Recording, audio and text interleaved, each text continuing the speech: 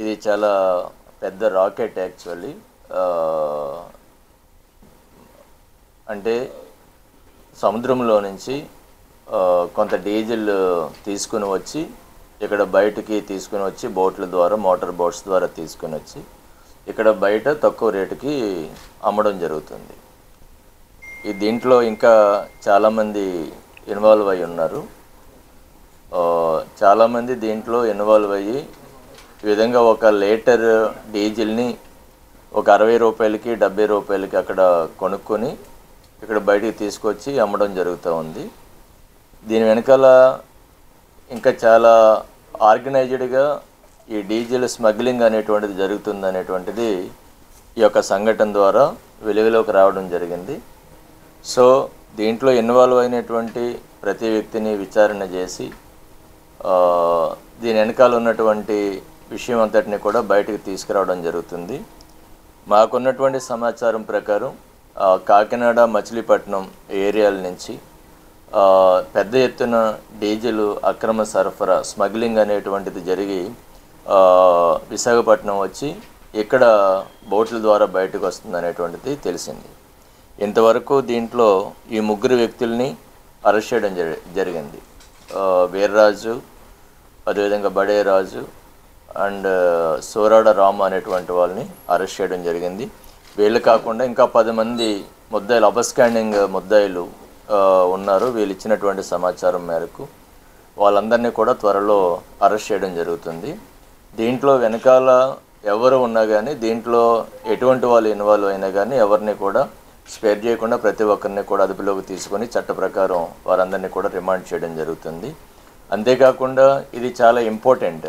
ఎందుకు ఇంపార్టెంట్ అంటే మనం చూసాం గతంలో ఫిషింగ్ హార్బర్లో జరిగినటువంటి సంఘటనలో కొన్ని చాలా బోట్స్ అనేటువంటివి తగలబడడం జరిగింది.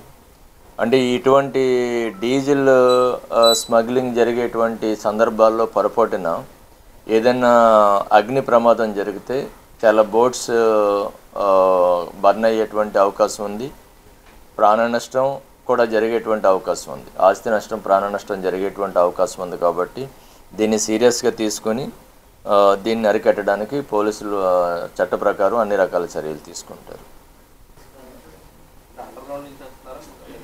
అంటే అది షిప్స్ ద్వారా తెస్తున్నారు అనేటువంటిది ఒక సమాచారం. అయితే దీని మీద ఇన్వెస్టిగేషన్ చేయాలి.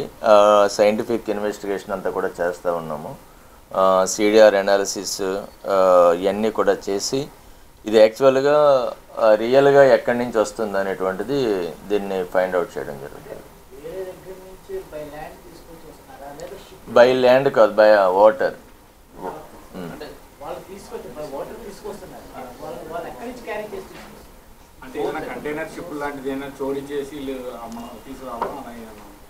అంటే నేను ఆల్రెడీ చెప్పాను, వీళ్ళు ఇచ్చినటువంటి సమాచారం మేరకు ఇది కాకినాడ, మచిలీపట్నం ఏరియా నుంచి షిప్స్ ద్వారా వస్తుంది.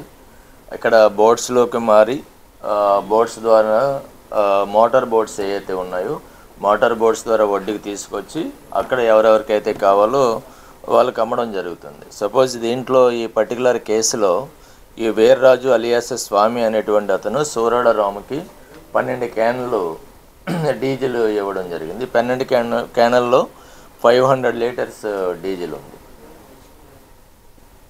అట్లా చాలామంది చేస్తూ ఉన్నారు.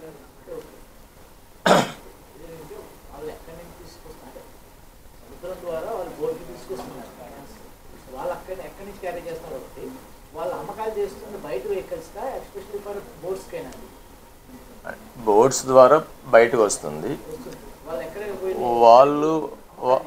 వాళ్ళు బోట్స్కి వాళ్ళు ఉపయోగించుకుంటారు. అదేవిధంగా బయట కూడా అమ్ముతున్నారు అనేటువంటి సమాచారం ఈ రోజున పట్టుకోవడం జరిగింది. దానిలో ఫర్దర్ ఇన్వెస్టిగేషన్ చేసి మిగతా అన్ని విషయాలు యాక్చువల్గా దీంట్లో చెప్పడం జరిగింది. అంటే సమ్ టైమ్స్ ఇది 60 రూపీస్, 70 రూపీస్ అట్లా అమ్మడం జరుగుతుంది. అంటే యాక్చువల్గా ఒక లీటర్ డీజిల్ మనకి దగ్గరగా అరౌండ్ 100 రూపీస్ అట్లా ఉంటుంది. అంటే చాలా హ్యూజ్ మార్జిన్ ఉంది. కాబట్టి ఇది చాలామంది దీంట్లో ఇన్వాల్వ్ అవ్వడం జరుగుతుంది. ఎన్నాళ్ళుగా జరుగుతుంది అనేటువంటిది తెలీదు. ప్రజెంట్ ఇది ఇన్వెస్టిగేషన్లో మిగతా విషయాలు బయటకు వస్తాయి. మేము 500 లీటర్స్ 12 క్యాన్స్లో ఉన్న 500 లీటర్స్ డీజిల్ని పట్టుకోవడం జరిగింది.